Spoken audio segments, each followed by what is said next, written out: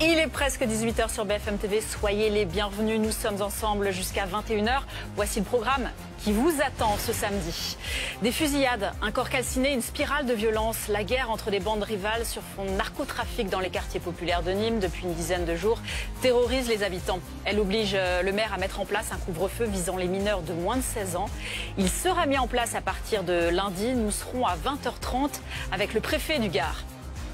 Du jamais vu en France, une pétition demandant l'abrogation de la loi du plomb a franchi les 500 000 signatures. Et oui, sur le site de l'Assemblée nationale, pétition lancée par une étudiante 2 jours après son adoption. Cette loi crée la polémique, vous savez sans doute, en raison de sa mesure très contestée de réintroduction d'un pesticide en France. Décryptage de ce que cette pétition peut changer dans un instant.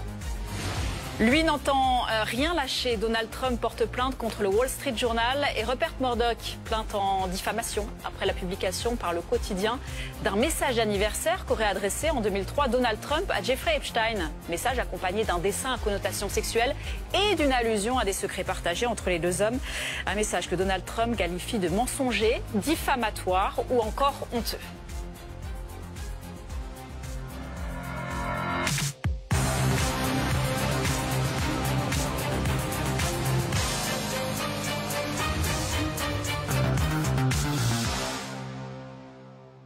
C'est une spirale de violence qui s'enlise et qui terrorise également les habitants des quartiers sensibles de Nîmes. Depuis une dizaine de jours, la découverte du corps calciné d'un jeune homme de 19 ans, les faits de violence s'enchaînent sur fond de guerre de bandes et de trafic de stupéfiants, à tel point que pour la première fois, le maire a décidé de mettre en place, à partir de lundi prochain, un couvre-feu de 21h à 6h du matin pour les moins de 16 ans. Mathilde Couvillers et Louison Gagné. La décision a été prise suite à une succession d'actes criminels liés au narcotrafic. À partir de lundi, la mairie mettra en place un couvre-feu dans les quartiers prioritaires de Nîmes de 21h à 6h pour les mineurs de moins de 16 ans non accompagnés. Une mesure qui ne fait pas l'unanimité.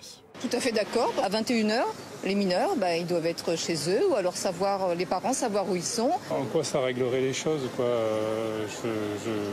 Non, ça va pas le régler, quoi. Effectivement, ça peut être une mesure qui peut sembler utile. À mon avis, elle sera pas forcément respectée. Le couvre-feu n'est qu'une solution de courte durée, selon cette représentante de la police. Je n'ai toujours pas assez d'effectifs en judiciaire pour mener à bien toutes les infractions qui vont être amenées à mes collègues en judiciaire. Et du coup, ça ne va faire que repousser la problématique en fait. Ces derniers jours, les faits divers se sont multipliés dans la zone. Ce mardi, un corps calciné a été retrouvé à quelques kilomètres de la ville. Et ce jeudi, une fusillade a éclaté sur l'une des places principales du quartier Pisevin. Une situation qui inquiète de plus en plus les Nîmois. Quand vous voyez des groupes, vous ne savez pas si c'est des gens bien, des gens mal, vous savez... Tout le monde a peur, hein. Depuis jeudi, des messages menaçants laissés par les narcotrafiquants circulent sur les réseaux sociaux. Faites attention à vous. On va tuer même les petits de 5 ans. Gardez vos gosses chez vous en sécurité. Chaque personne qui croise nos hommes en noir sera criblée de balles. Comme Nîmes, plusieurs communes, notamment dans les Yvelines, le Rhône ou les Bouches-du-Rhône, ont instauré des couvre-feux pour les mineurs. Et pour continuer d'en parler, j'accueille Thibaut Chevillard. Merci d'être avec nous, journaliste police-justice à 20 minutes. Bonsoir. Derrière ce drame se joue une guerre qui oppose plusieurs bandes rivales, Thibaut, plusieurs quartiers sensibles de Nîmes. Et on parle surtout de ce quartier du Mas-de-Mingue, qui est un quartier qui a une force de frappe importante, dit-on, car il est relié à la DZ Mafia. Oui, mais c'est pas le seul. On sait que c'est un quartier qui est en guerre avec d'autres quartiers de Nîmes, notamment le quartier de Pisevin. Il y a plusieurs fusillades qui ont éclaté déjà depuis plusieurs mois. On s'en souvient, en 2023, en août 2023, il y a un enfant de 10 ans qui avait été tué dans une fusillade. Ça avait fait beaucoup de bruit. Depuis, il y a eu d'autres fusillades, beaucoup de blessés.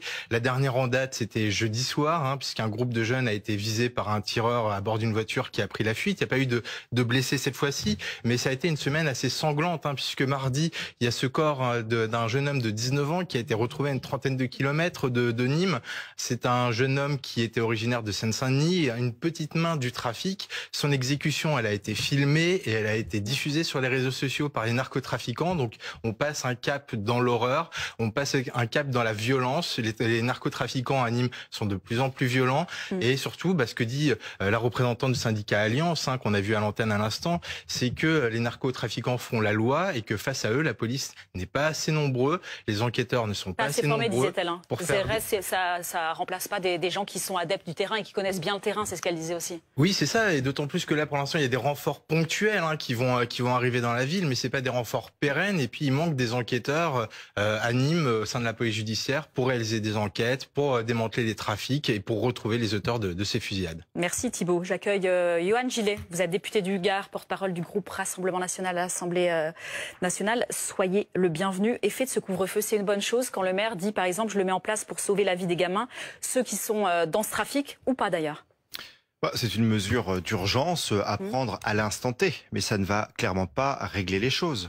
Moi, ce que je dis, c'est où est Bruno Retailleau? Où est l'État? Les visites ministérielles, les grandes annonces... Il y a eu des opérations place nette quand même qui ont été faites, notamment les opérations quand il s'agit de lutter contre les narcotrafiquants. On en a eu à Nîmes, c'est ma circonscription, un certain nombre depuis un grand nombre d'années maintenant. Vous le disiez, jeudi dernier, il y a eu une fusillade. Les 10 et 11 juillet, en l'espace de 48 heures, il y a eu 3 fusillades. En fin juin, il y a eu aussi des fusillades. En 2023, le petit Fayed était tragiquement tué d'une balle perdue après une fusillade. Et d'ailleurs, l'arrêté municipal en question qui est pris aujourd'hui, s'il avait existé à l'époque, n'aurait pas changé les choses puisque le petit Fayed était accompagné et donc avait le droit de sortir. Donc la solution, ce n'est pas d'interdire aux jeunes de sortir de 21h à 6h du matin, même si je l'entends, évidemment, les jeunes de moins de 16 ans n'ont rien à faire dans la rue. Et même si ça porte ses fruits dans un tenté, c'est ce que dit par exemple le maire de Béziers, Robert Ménard, qui dit « Nous, on a procédé à plusieurs contrôles depuis un an et heureusement que ces contrôles ont été faits. » Et je soutiens cet arrêté municipal, cette interdiction temporaire. Évidemment, d'ailleurs, c'est un arrêté municipal, donc il est bien restreint dans le temps et sur un périmètre donné, je vais y arriver. Mais évidemment, ça ne va pas tout changer, ça ne va pas régler les choses fondamentalement. Le problème, c'est quoi de ces quartiers à Nîmes qui est dramatique, les gens n'osent plus sortir. Moi, c'est ma circonscription.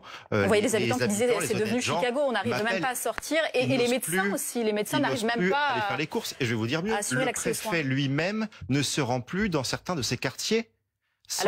On lui posera la question parce que le préfet sera notre invité à 20h30, on lui posera la question. La réalité, c'est qu'aujourd'hui, on a un système qui est ce qu'il est, avec des peines planchées qui n'existent plus, avec une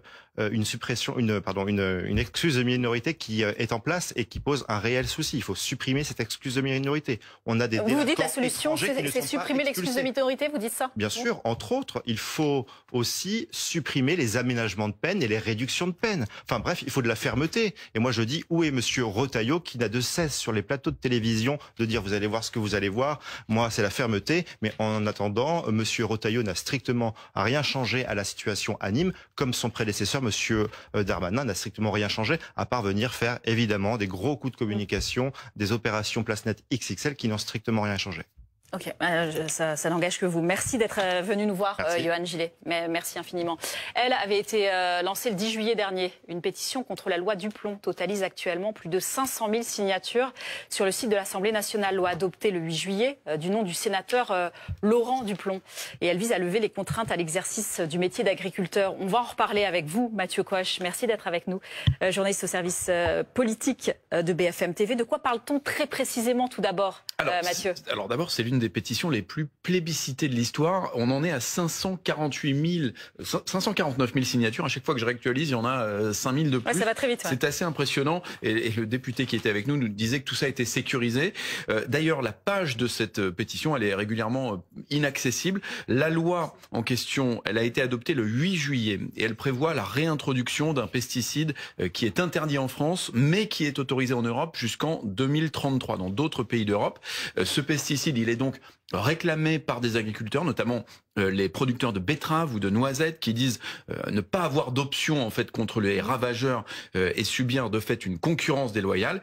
Mais cette pétition qui a été lancée seulement 2 jours plus tard après l'adoption de la loi par une étudiante en master de 23 ans, eh bien elle dit que cette loi représente une attaque contre la santé publique, contre la biodiversité et contre la cohérence des politiques climatiques. Les choses, vous le voyez, sont allées extrêmement vite. Ouais.